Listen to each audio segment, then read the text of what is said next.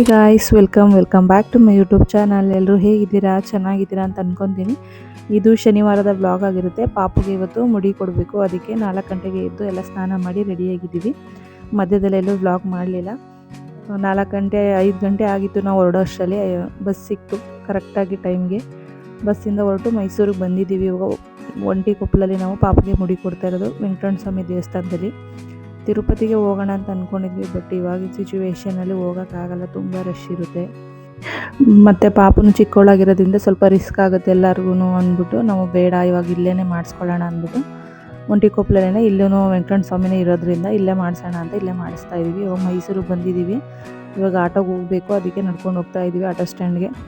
ಇವಾಗ auto bus ಏನಾದರೂ ಸಿಕ್ಕಿದ್ರೆ ಬೇಗ ಹೋಗಬೇಕು. ಎಷ್ಟು ಗಂಟೆಗೆ ಮುಡಿ ಏನು ಅಂತ ಏನೂ ಗೊತ್ತಿಲ್ಲ, ಫಸ್ಟ್ ಟೈಮ್ ನಾವು ಇಲ್ಲಿ ಕೊಡ್ತಾ ಇರೋದ್ರಿಂದ ಬಂದ್ವಿ. ಇವಾಗ ಮುಡಿ ಕೊಡೋ ಜಾಗಕ್ಕೆ ಹೋಗ್ತಾ ಇದ್ದೀವಿ. ದೇವಸ್ಥಾನ ಹತ್ರಕ್ಕೆ ಬಂದ್ವಿ. ಫಸ್ಟು ಮುಡಿ ಕೊಡೋ ಜಾಗಕ್ಕೆ ಹೋಗೋಣ ಅಂದ್ಬಿಟ್ಟು ನೋಡೋಣ ಎಷ್ಟು ಗಂಟೆಗೆ ಏನಂತ ತಿಳ್ಕೊಳ್ಳೋಣ ಅಂತ. ಇಲ್ಲಿ ದೇವಸ್ಥಾನದ ಬಲಭಾಗದಲ್ಲಿ, ಅಂದರೆ ನಮಗೆ ಬಲಭಾಗದಲ್ಲಿ ಕೆಳಗಡೆ ಡೌನಲ್ಲಿ ಇಲ್ಲಿ ರೋಡ್ ಹತ್ರ ಸೈಡಲ್ಲಿ ಇಲ್ಲಿ ಮುಡಿ ಕೊಡೋ ಜಾಗ ಇದೆ. ಒಂದು ರೂಮ್ ಥರ ಇರುತ್ತೆ ಅಲ್ಲಿ. ನಾವಿದೆ ಫಸ್ಟ್ ಟೈಮ್ ನೋಡ್ತಾ ಇರೋದು. ನಮ್ಮ ಅಪ್ಪ ಅವ್ರಿಗೆ ಗೊತ್ತಿತ್ತು, ಅದಕ್ಕೆ ನಮ್ಮ ಅಪ್ಪ ಕರ್ಕೊಂಡು ಹೋಗ್ತಾ ಇದ್ದಾರೆ. ಅಲ್ಲಿ ಬೋರ್ಡ್ ಹಾಕಿದ್ದಾರೆ ಮುಡಿ ಕೊಡುವ ಸ್ಥಳ ಅಂತ. ಮತ್ತು ಬೆಳಗ್ಗೆ 7:30ಇಂದ ಮಧ್ಯಾಹ್ನ 1 ಗಂಟೆವರೆಗೂ ಮುಡಿ ಕೊಡ್ತಾರೆ ಇಲ್ಲಿ. ನಮಗೆ ಗೊತ್ತಿರಲಿಲ್ಲ ಎಷ್ಟು ಗಂಟೆಗೆ ಏನಂತ, ಅದಕ್ಕೆ ಸ್ವಲ್ಪ ಬೇಗನೆ ಹೋಗೋಣ, ಆಮೇಲೆ ಲೇಟ್ ಆಗಿಬಿಟ್ರೆ ಕೊಡ್ತಾರೋ ಇಲ್ವೋ ಅಂದ್ಬಿಟ್ಟು ಸ್ವಲ್ಪ ಬೇಗನೆ ಹೋದ್ವಿ. ಇಲ್ಲೇ ಬೋರ್ಡ್ ಹಾಕಿದ್ದಾರೆ 7:30ಇಂದ 1 ಗಂಟೆ ತನಕ. ಮತ್ತು ಮಂಗಳವಾರ ದಿನ ಮಾತ್ರ ಮುಡಿಗೆ ರಜಾ ಇರುತ್ತೆ. ನೋಡಿ, ಇದೆ ಮುಡಿ ಕೊಡೋ ಜಾಗ. ಒಂದು ರೂಮ್ ಥರ ಇರುತ್ತೆ. ಮತ್ತು ಸ್ನಾನಕ್ಕೆಲ್ಲ ಇಲ್ಲೇ ವ್ಯವಸ್ಥೆ ಇರುತ್ತೆ. ಬಿಸಿನೀರು ತಣ್ಣೀರು ಎಲ್ಲ ವ್ಯವಸ್ಥೆ ಇರುತ್ತೆ ರೂಮ್ಗಳು. ನಾವು 6 ಗಂಟೆ 6:30 ಅಷ್ಟರಲ್ಲೆಲ್ಲ ಬಂದಿದ್ವಿ. ಬೇಗನೆ ಬಂದಿರೋದ್ರಿಂದ ಇನ್ನೂ ಮುಡಿ ಸ್ಟಾರ್ಟ್ ಆಗಿರಲಿಲ್ಲ. ಅವರು ಸ್ವಲ್ಪ ಪೂಜೆ ಎಲ್ಲ ಮಾಡಬೇಕಂತೆ, ಅದಕ್ಕೆ ಸ್ವಲ್ಪ ಹೊತ್ತು ಆಚೆಲಿರಿ, ನಾವು ಸ್ವಲ್ಪ ಕೆಲಸ ಇದೆ, ಪೂಜೆ ಎಲ್ಲ ಮುಗಿಸ್ಬೇಕು. ಸ್ಟಾರ್ಟಿಂಗು ಮನೆಯೆಲ್ಲ ಒರೆಸಿ ಅದನ್ನು ರೂಮೆಲ್ಲ ಕ್ಲೀನ್ ಮಾಡಿ ಪೂಜೆ ಮಾಡಿದ್ಮೇಲೆ ನಾವು ಮುಡಿ ಸ್ಟಾರ್ಟ್ ಮಾಡೋದು ಅಂತ ಹೇಳಿದ್ರು. ಸ್ವಲ್ಪ ಹೊತ್ತು ವೆಯ್ಟ್ ಮಾಡಿ ಅಂದರು. ಅದಕ್ಕೆ ನೋಡಿಕೊಂಡು ಎಲ್ಲ ಸ್ನಾನದ್ದೆಲ್ಲ ಹೆಂಗಿದೆ ರೂಮ್ ಅಂತೆಲ್ಲ ನೋಡಿಕೊಂಡು ಸ್ವಲ್ಪ ಹೊತ್ತು ವೆಯ್ಟ್ ಮಾಡ್ತಾಯಿದ್ವಿ. ಬಿಸಿಲಲ್ಲಿ ನಿಂತ್ಕೊಂಡಿದ್ವಿ, ಚಳಿ ಅಲ್ವಾ ಬೆಳಗ್ಗೆನೆ. ಮತ್ತು ನಮ್ಮ ಕಡೆಯವರು, ಪಿರಿಯಾಪಟ್ಟಣದ ಕಡೆಯವರು ಇನ್ನೂ ಒಬ್ಬರು ಬಂದರು ಅಷ್ಟರಲ್ಲಿ. ಅವರು ನಮ್ಮ ಪಾಪು ಏಜೇನೆ, ಪಾಪುನು 1 ವರ್ಷದ ಮೇಲೆ 2 ತಿಂಗಳಾಗಿತ್ತು.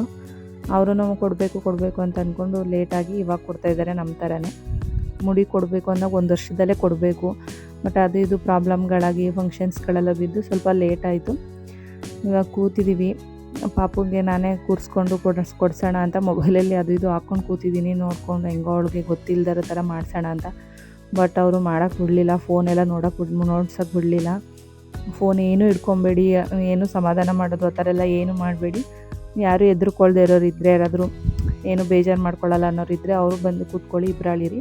ಒಬ್ಬರು ಕೂರಿಸ್ಕೋಬೇಕು, ಒಬ್ಬರು ಹಿಡ್ಕೋಬೇಕು ಅಂತಂದರು. ಅದಕ್ಕೆ ನಾನು ಕೂತ್ಕೊತೀನಿ, ನೀನು ಹಿಡ್ಕೊ ಅಂತ ಅಂದ್ಬಿಟ್ಟು ಕೂರಿಸ್ಕೊಂಡು ತಲೆಯೆಲ್ಲ ಒದ್ದೆ ಮಾಡ್ತಾಯಿದ್ರು. ತಲೆಗೆಲ್ಲ ನೀರು ಹಾಕ್ತಾಯಿದ್ರು. ನಾನು ತಣ್ಣೀರು ಅಂತ ಅಳ್ತಾವಳೇನೋ ಅಂತ ಅಂದ್ಕೊಂಡಿದ್ದೆ, ಬಟ್ ಬಿಸಿನೀರೇ. ತಲೆಗೆಲ್ಲ ತೇವ ಮಾಡ್ತಾಯಿದ್ರು, ಒದ್ದೆ ಮಾಡ್ತಾಯಿದ್ರು.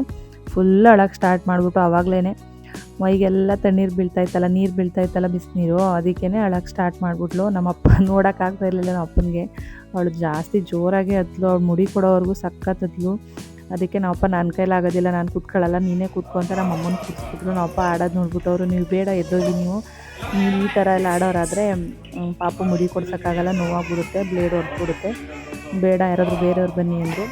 ಆವಾಗ ನಮ್ಮಪ್ಪ ಎದ್ದೋದ್ರು, ನಮ್ಮ ಅಮ್ಮಂಗೆ ಕೂರಿಸ್ಕೊಂಡ್ವಿ.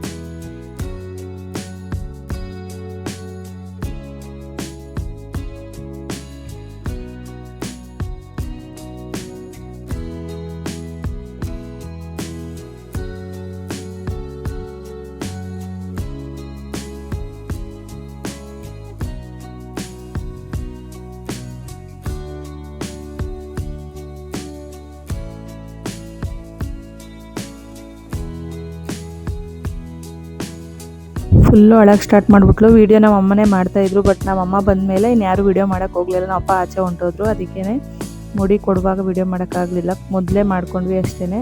ನೆಕ್ಸ್ಟ್ ಅವಳಿಗೆ ಮುಡಿ ಕೊಟ್ಟಾಯಿತು. ಮುಡಿ ಕೊಟ್ಟಾದಮೇಲೆ ರೀಶವರ್ ಮಾಡಿಸ್ಕೊಂಡ್ರು ಮುಡಿನ. ಪಾಪುಗೆ ಸ್ನಾನ ಮಾಡ್ಸೋಕೆ ಕರ್ಕೊಬಂದ್ವಿ.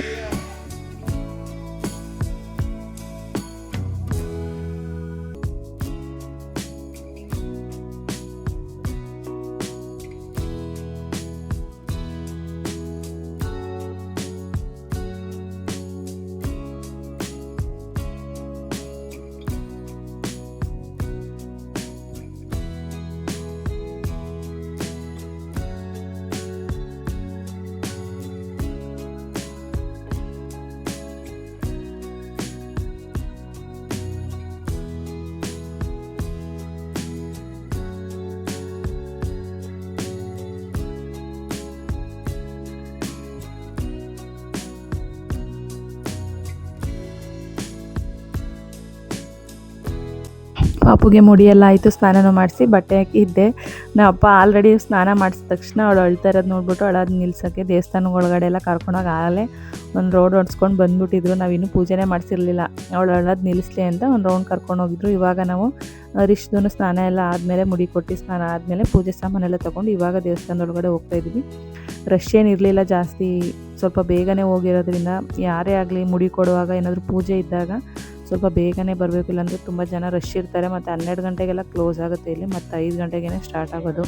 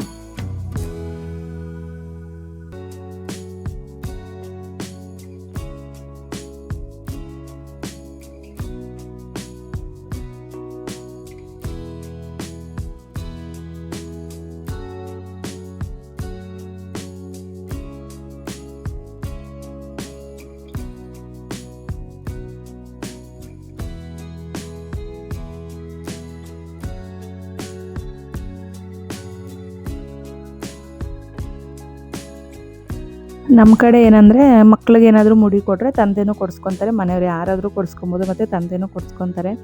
ಬಟ್ ಹರೀಶ್ ಅವ್ರ ಕಡೆ ಆ ಥರ ಏನೂ ಇದ್ದಿರಲಿಲ್ಲ.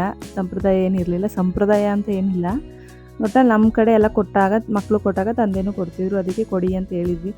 ಇಲ್ಲ ನಾನು ಕೊಡಲ್ಲ ಅಂದ್ಕೊಂಡಿದ್ರು. ಆಮೇಲಿಂದ ಪಾಪು ಒಳಗೆ ನೋಡಿ ಅವಳು ಮಾಡಿಸ್ಕೊಂಡಿದ್ದು ನೋಡ್ಬಿಟ್ಟು ನಾನು ಮಾಡಿಸ್ಕೊಂಡ್ಬಿಡ್ತೀನಿ ಅಂತ ಅವರನ್ನು ಮಾಡಿಸ್ಕೊಂಡು ಇವಾಗ ಪೂಜೆ ಸಾಮಾನೆಲ್ಲ ತೊಗೊಂಡು ದೇವಸ್ಥಾನದ ಒಳಗಡೆ ಬಂದ್ವಿ. ಅಂದರೆ ಇಲ್ಲಿ ಏನಂದರೆ ಪೂಜೆ ಎಲ್ಲ ಮಾಡಿಕೊಡಲ್ಲ.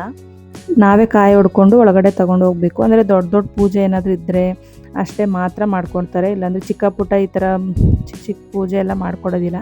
ಹೋಗಬೇಕು, ದೇವ್ರ ದರ್ಶನ ಮಾಡ್ಕೊಬೇಕು, ತೀರ್ಥ ಇಸ್ಕೊಬೇಕು, ಏನೋ ಮಂಗಳಾರತಿ ಏನಾದರೂ ಇದ್ದರೆ ತೊಗೊಬೇಕು, ದೇವ್ರು ನೋಡ್ಕೊಂಡು ಕಣ್ತುಂಬ ಬರಬೇಕಷ್ಟೇ. ಮತ್ತು ಇನ್ನೇನಾದರೂ ದೊಡ್ಡ ಪೂಜೆಗಳೇನಾದರೂ ಇದ್ದರೆ ಮಾತ್ರ ಅರ್ಚನೆ ಆ ಥರ ಏನಾದರೂ ಇದ್ದರೆ ಮಾತ್ರ ಮಾಡಿಕೊಡೋದು.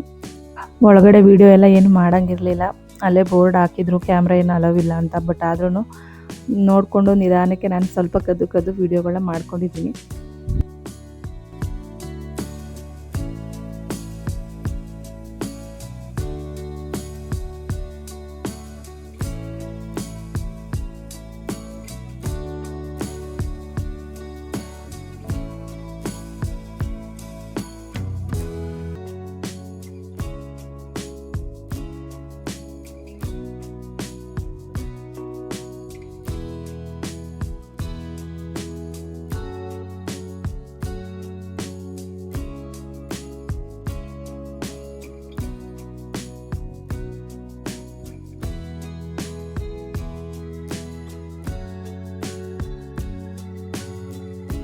ದೇವ್ರ ದರ್ಶನ ಎಲ್ಲ ಆಯಿತು. ಪ್ರಸಾದ ಎಲ್ಲ ತೊಗೊಂಡ್ವಿ. 9 ಗಂಟೆ ಅಷ್ಟರಲ್ಲೆಲ್ಲ ನಮ್ಮದು ಪೂಜೆ ಎಲ್ಲ ಮುಗಿದೋಗಿತ್ತು. ನಾವು ಬೇಗ ಬಂದಿರೋದ್ರಿಂದ ಚೆನ್ನಾಗಿ ದರ್ಶನ ಆಯಿತು. ಬೇಗ ಎಲ್ಲ ಮುಗ್ದೋಯ್ತು.